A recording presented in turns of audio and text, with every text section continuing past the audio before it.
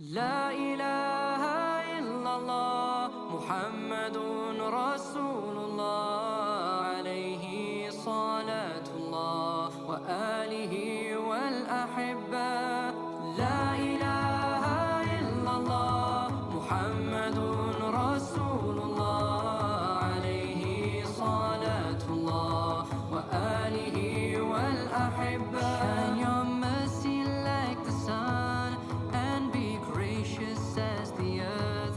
Let your kindness come like rain that cares not whom it falls upon. And let ocean deep your wisdom be, your heart a lantern spreading peace. Give yourself in love of him, be like Al-Habib. And in your deepest need and in your deepest grief, call on him in humility. Place your trust in the one to whom creation turns. You'll find redemption and find peace. Why did you decide to become a Muslim? Is that volume okay? You can hear me. I think it was when I was about 17. I started to question why I believed what I did. I started to wonder: do I believe what I do because I think it's true, or is it simply because this is what I've been raised to believe? I was raised in a very open-minded Christian household. My mum was pretty radical.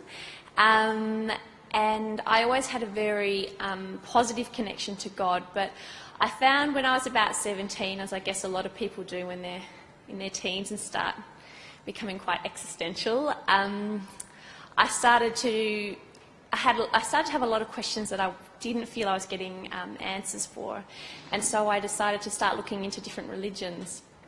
Except for Islam, because I thought that looked like a sexist, outdated, barbaric religion that no sensible person, especially a woman, would want anything to do with. But despite myself, I kept coming across information about Islam. I kept, I'd turn on the TV and I'd find a story about Muslims on TV, or I'd be flicking through the newspaper and come across an article. So I kept sort of being presented information about Islam without looking for it. And I found that when I started to look into what the religion said about itself, as opposed to what I saw Muslims doing in the name of Islam and what I saw McDonald's journalism saying about Islam, I, to my surprise, found that it made a lot of sense to me. And so I started to look into it a lot more seriously. It wasn't until I was 19, though, that I actually became Muslim, because I was really worried about how my family was going to react, especially my mum, who had seen Not Without My Daughter, so didn't have the most favourable view of Islam. But I think it got to the stage for me when I was about 19 that I realised, look, this actually really makes a lot of sense to me, and I can't live my life just to make other people happy. In the end, I have to make this choice for myself. And so it was at about that point that I decided to become Muslim. And was there something that you felt was missing in your life previously? I'm not sure if it was any sense of lacking or a sense of... To me, it didn't feel like a rejection per se of Christianity or my former life or anything like that. It felt just more like a continuation and a crystallisation of things that made sense to me, and a concept of God that made sense to me. It really engaged me intellectually before it did spiritually, I think. A lot of it... Yeah, I liked the fact that it engaged me as an intellectual being as well as a spiritual being. So I think that it was really just a lot of small pieces that just sort of came into place at the right time. Did you know your husband at that time? I did know Waleed. I'd met him when I was 16, but as Waleed loves to tell everyone, I didn't become Muslim for him, and in fact when I did become Muslim, a lot of people in the Muslim community started saying to me, you know, you and Waleed would be really good together. And I actually said, no, I'm not interested. And one night Waleed rang me and sort of expressed an interest, and I said, listen, I wouldn't marry you if you were the last man on earth. So I've never lived that down. So it certainly wasn't for Waleed. But then it was, I think, a couple of years later, I actually realised, no, actually, everyone was right. He's a really good guy, and oh my goodness, what have I done? I've really put my foot in it there. But fortunately for me, Waleed was a very big man, and when I went back to him and said, look, yeah, I think I made a mistake, I actually really like you, and yeah, it's sort of, he was very kind about it, and yeah, big about it, like I said. Although in pretty much every interview we do together, he makes sure this story comes up. So 7 years into marriage, and I've never lived it down. It's sounding a bit as if whatever you say, there's no way on earth you'll do. Yeah. There are many forms of Islam across the world. Just wondering, by what principles do you live your life? Well, definitely I consider that I live my life according to, I guess, a mainstream or orthodox Islamic paradigm, and that's how that's how we raise our children. Certainly I think I have a westernised approach to Islam because I'm a Western individual and I have a Western mindset. I have a Western education, and I've brought that to my approach to Islam, which is, a very questioning mind, a rational mind, one that a natural distrust of authority for authority's sake, that sort of thing. But also that I would, but I don't, first of all, I need to say I don't think those things are antithetical to Islam at all. But also I do consider myself to have a, like I said, a mainstream orthodox practice to Islam. We pray 5 times a day. We fast Ramadan, we eat halal food, and all that sort of stuff. And I guess it's an interesting existence because Islam, despite its long history in Australia, still is in many ways very new to the country, and it's sort of in a community form. And so I think an organic Australian Islam is growing at the moment, and it's being established and created at the moment. So it's very interesting to see what's happening with our community and the approach that we bring to our faith, and it's nice to be a part of that. How would you distinguish that organic Australian Islam from other forms? I think it's, well, I guess the organic Australian Islam that I'd see is one that is, primarily made up of converts and second and third and fourth generation Muslims, people who haven't had their majority experience of Islam overseas. I think we have quite a laid-back approach to the faith. I think, like I said, I think we come with the Western critique attitude towards things, which I think is very healthy, and I think it's something the Muslim world really needs at the moment. I think, and you can see it play out in just very little ways, the way we have sort of Australianised certain religious practices. For example, for the Eid prayer, we have 2 religious holidays a year, both are called Eid. It's very common for me and my friends to get together for a barbecue for Eid, that sort of thing. It's just these little ways that we've made it Australian, and I guess, like things like Salam Cafe and the other practices I see going on in the community, it's this... it can be tricky at times because I think Australians by nature are quite irreverent, and we like that about ourselves, whereas Islam places quite a strong emphasis on reverence of the sacred. And so for an Australian Muslim, we need to walk that line carefully, which is why a lot of people weren't sure if Salam Cafe, for example, would work, because it seemed that we were mocking the sacred, which we obviously didn't think we were, but maybe, I know we'll come to that later. But I think...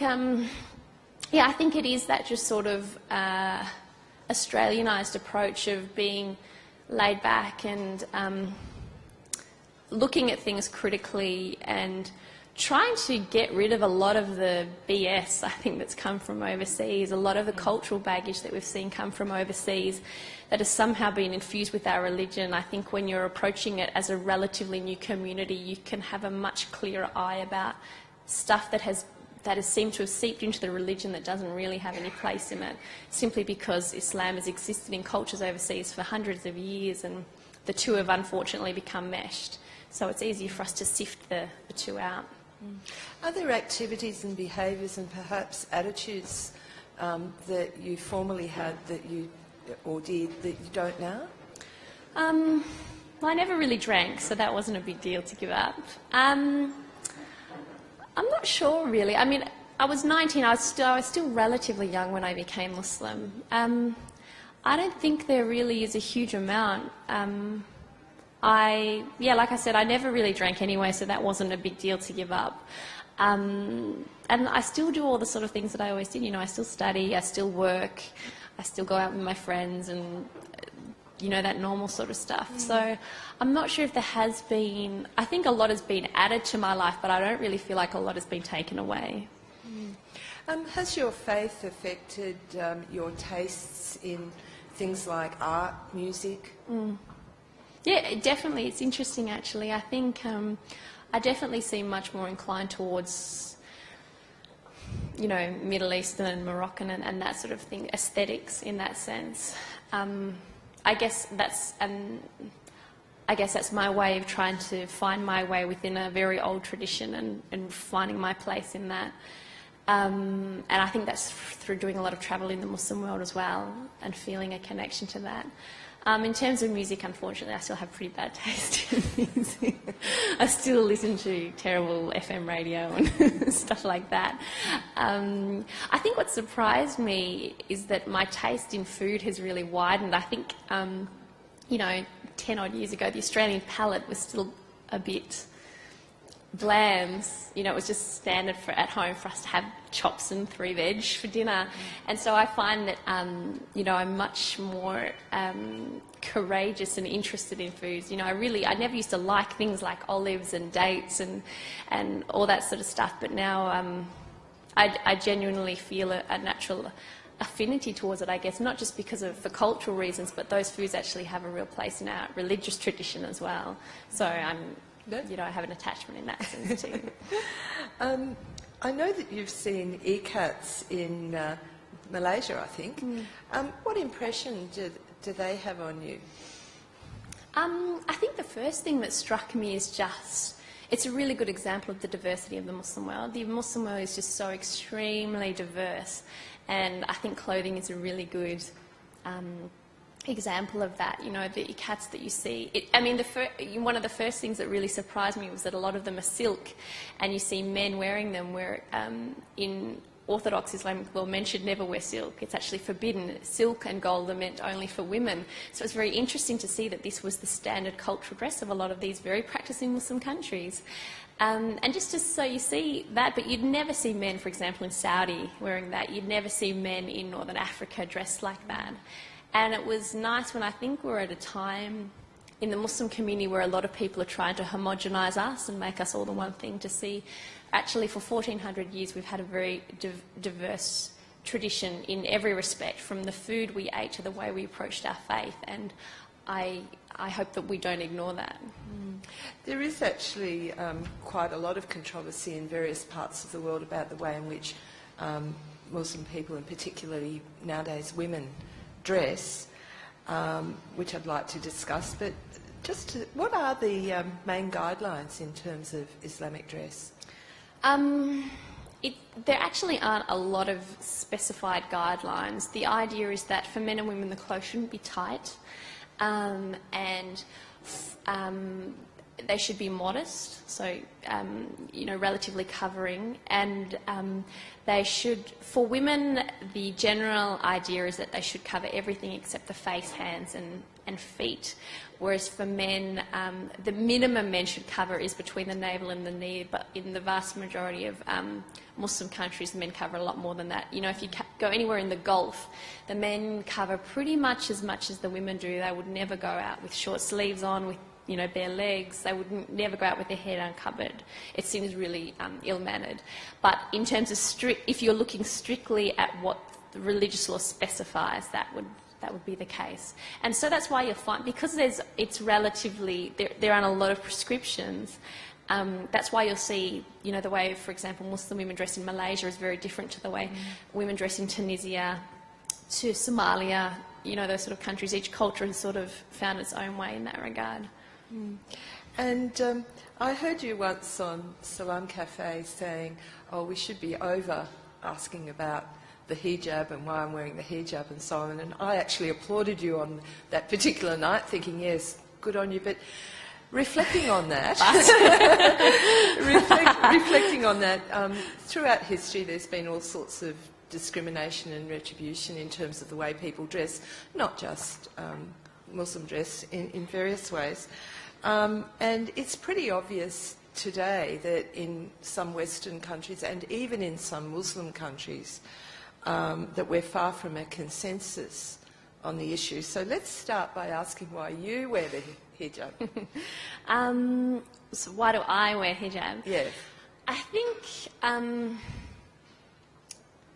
I wear the hijab ultimately as an act of worship to God. That's ultimately what it comes down to. As a Muslim, I think Muslims believe that you have the potential to make anything you have the potential to make anything you do become an act of worship. As a Muslim, if anything is done with the right frame of mind, you can turn the mundane into the sacred. And so the way that we dress is simply a part of that. You know, the way that we eat, you know, the way we put our shoes on, everything. Some people have said, you know, this fixation on the minutiae is a signal of a very juvenile religion. But for us, we just see it as the opportunity for everything you do in your life to be the potential for a connection to the Creator. And so for me, I dress the way that I do as an act of worship. I think it's something that, while I think there are legitimate differences of opinion amongst Muslim scholarship about how women should dress, the position that I follow, at least at the moment, is that I feel comfortable dressing the way that I do, and I feel this is part of my tradition. So ultimately, that's what it comes down to for me. But I think it's also important to know that for pretty much as many Muslim women as there are in the world, there will be that many different reasons for why they cover.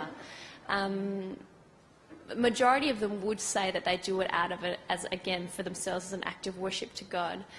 But for a lot of women, there's also other reasons laid on top of that. I think it's, for a lot of women, it is multifaceted. For some, it's simply part of their culture. That's just how they dress in their culture, and it's part of their cultural identity. For some, it's a political statement. You know, in countries like Iran and Egypt, women actively put the hijab on as a way to protest against the governments that they saw as taking away their rights, and as against colonisation. And for some women in some cultures, the more you cover, the higher your status. So they do it for those reasons. In some Muslim countries, the women are simply forced. You know, Afghanistan, Saudi Arabia, they have to dress this way. They don't have a choice. But, of course, the flip side for that being in some Muslim and non-Muslim countries, women are forced not to dress this way. It's not just countries like France where covering your hair in certain institutions is prohibited. Turkey and Tunisia don't allow women to cover either. And they're Muslim, so-called Muslim countries. So I think, I guess I find that very disappointing as a Muslim, but also as a woman, that I would really like us to see the day where a woman can choose to dress the way that she wants to, and it's nobody else's business, and she's not sanctioned for that, and she's not taken as how she does or doesn't dress, or how much she does or doesn't cover, as being some sort of indication as her worth as a human being. And I think for too long, men, either as individuals, as religious leaders, as the state, have tried to control women by how much they dress, whether it be too much or too little. And I'd really like us to move past that. I don't think that's going to happen for a while, but the ideal, I think that would be. I suppose that, you know, there are views that the hijab symbolises women as an inferior sex, that it oppresses women, and, as you've just said, happens in some countries. And men, you did mention before, in some countries men do cover, but it seems that the dress code isn't quite as restrictive for men. And I'm just wondering, you know, why the laws, the LORE laws, should be stronger for women. Yeah, that's an interesting one. And like I said, I think there's been some interesting scholarly debate on that. A number of, especially modern-day Muslim scholars, have said that really what the laws are trying to say is that men and women should simply be dressing modestly according to the customs of the area in which they live. So if you live in a country like Australia, it's not necessary for you to cover your hair because you can dress quite modestly by your society standards without covering your hair. Whereas in another country like Saudi Arabia, it would be very immodest for you to walk around in a t-shirt, so you should accommodate to that. A few modern-day Muslim scholars have taken that approach, and I think there is definitely valid reasoning in that. And they also make the valid point that you know, you can argue that there's nothing in the Quran that says a woman has to cover her hair. But a lot of scholars disagree with that and that interpretation. I think definitely the amount that the majority of scholars agree has to be covered is more for a woman than as a man in the public sphere. And I guess one way I guess I have looking at it is that even in Australia we do have different standards for the way men and women dress. It's no big deal, for example, if you go out on a Saturday morning and see a man mowing his lawn in nothing but his shorts, you know, not wearing a shirt. No one would really bat an eyelid. If a woman was doing that, people would sort of be taken aback. That even in Australia we do have different standards on how much men and women should have to cover. Now, obviously, that's not the same as, you know, what you'd find in Afghanistan, for example, but I think every culture has a different approach to what is appropriate, how much men and women cover. So I think for me, you know, I've been wearing the hijab, 11 years now I've been Muslim, and I guess it's just something that I feel really comfortable with. I don't really see it as a big deal. There definitely are, not in the main religious obligations, the rules are the same, the laws are the same, men and women have to pray and fast and all those sort of things. The obligations are literally the same. But in the smaller areas, there are differences. For example, that women are, the majority opinion is that women should cover more. There is also the opinion, like I said, that men are not allowed to wear gold and silk, whereas women are. So there is that distinction. And I think because traditional Islamic scholarship has placed an emphasis on a clear distinction in the dress between men and women, and that's where that's come from. Is there an onus on women that relates to the dress in terms of being, you know, the controllers of behaviour, for example? Because I think for a lot of non-Muslim women in Australia, we do see some fairly disconcerting behaviour. I'm thinking in terms of well, at the extreme of some dreadful gang rape cases we've had here, where you've had a sheikh saying that the way the Western women were dressing was putting themselves out like meat. You had in the court the mothers of some of the perpetrators of the violence swearing basically at female lawyers dressed in their suits and calling them whores because they weren't conforming. And I'm just wondering how you feel you deal with, you know, what would you like to see happen in terms of that problem? I don't think that's something that's just alarming to non-Muslims. As a Muslim woman, I find it. In fact, it might even offend me more because I think these people think what they're doing is religiously sanctioned. And then I know then I have to go out in the street and people look at me and think that I agree with that. You know, that behaviour is so unequivocally un-Islamic. It would be very difficult for them to find evidence to support that sort of approach, and I don't care if it's an imam that says it. I mean, it's very clear. I think the sad thing is, and it's there has been an unfortunate thread within our tradition where I think men have tried to blame women for the impious failures of men, and they like to, you know, it's an unfortunate argument that we hear outside of the Muslim world as well. Well, she was asking for it. Well, if she didn't dress like that, then, you know, what? I mean, it's not my fault. What can I expect? You know, what do you expect? Again and again in the Quran, God says that no one can be blamed for the sin of another person. So even if we do have these, even if we accept, okay, there's these religious rules that women should dress a certain way, men should dress a certain way, even if a woman walks down the street naked, Islamically, no man has the right to even look at her, let alone in any way violate her or touch her. you know, it's interesting, the verses, and there's actually only 2 verses in the Quran that talk about the way a woman should dress, and many, many more talking about far more important things like honesty, justice, integrity, and those sort of things. But it's interesting that in one of the 2 verses, which does talk about the way a woman should dress, the verse actually proceeds by saying, men, you dress modestly and lower your gaze, and women, you dress modestly and you lower your gaze.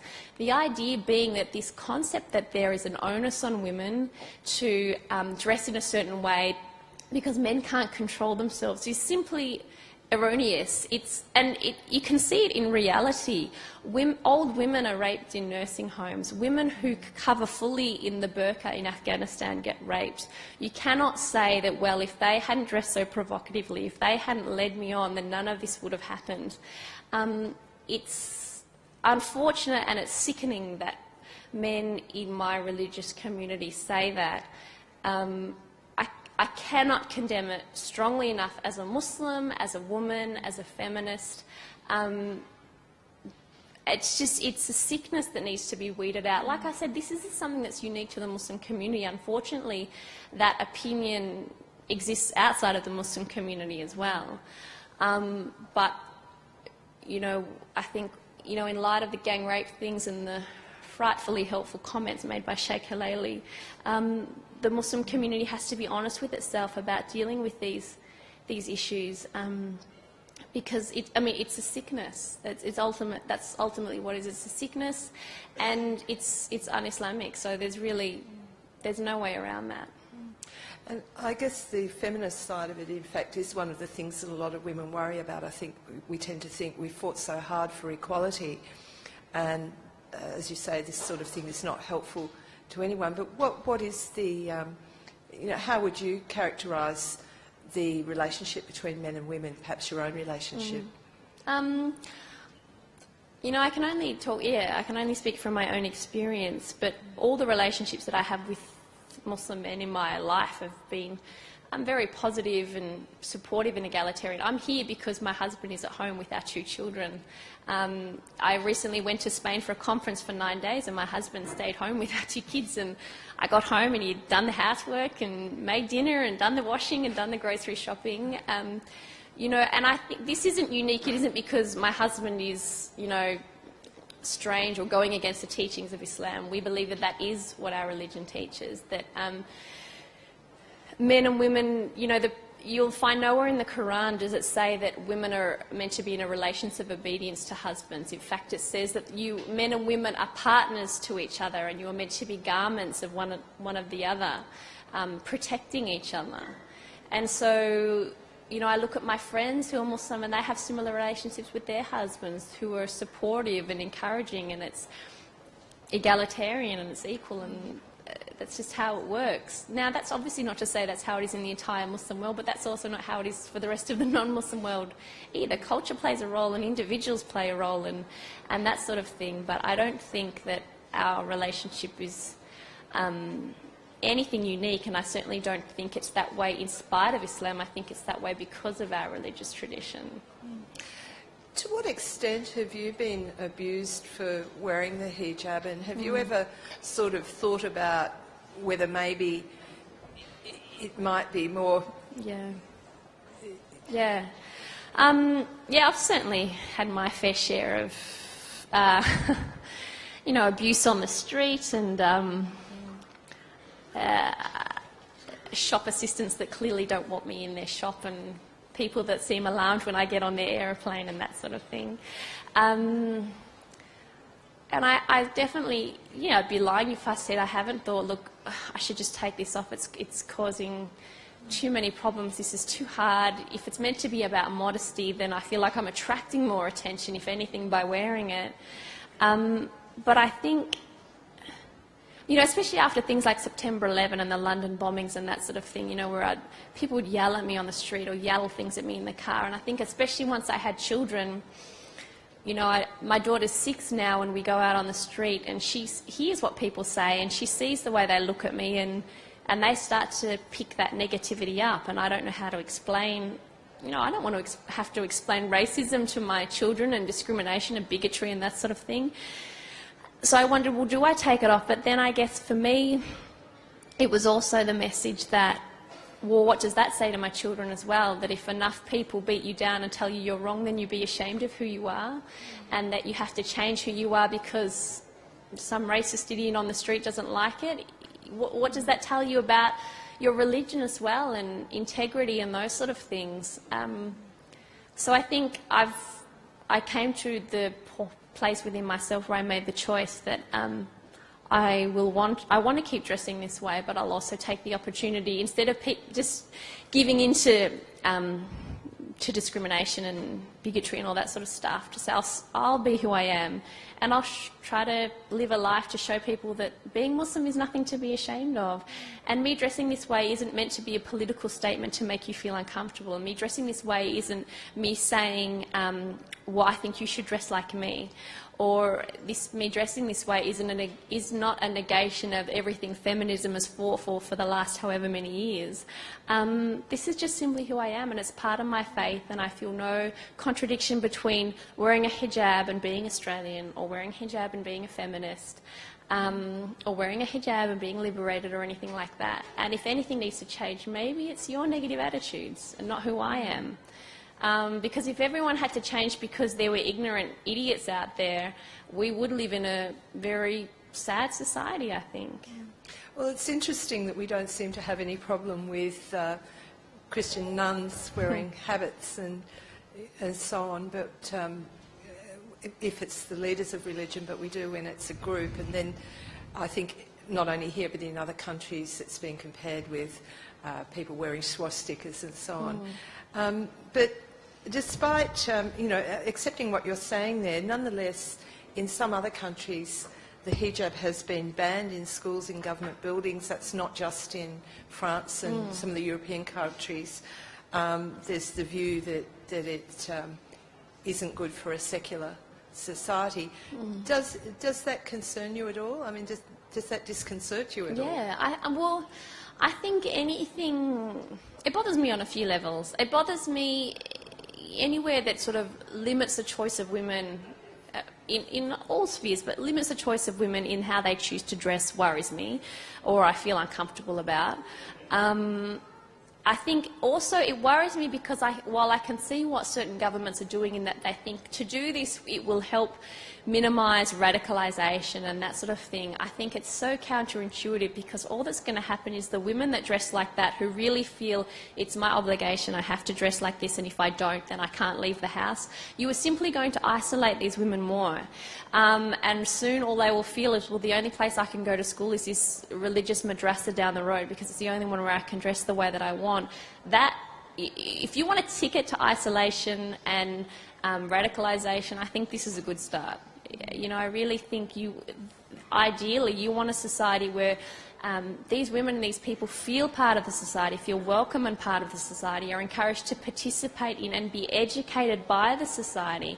I think that's a ticket to a healthy, non-radicalised society. And just from travelling, not only in the Muslim world, but in throughout Europe and that sort of thing, I realised just, and I certainly don't want to get on a patriotic bandwagon, but I realised just how grateful I felt for living in Australia, in a country which is not, it's obviously not a Muslim country, but that there are laws in this country that protect the right of people like me to not only practice my religion, but that it's against the law for someone not to employ me because of how I dress, or for how a Sikh man dresses in his turban and that sort of thing.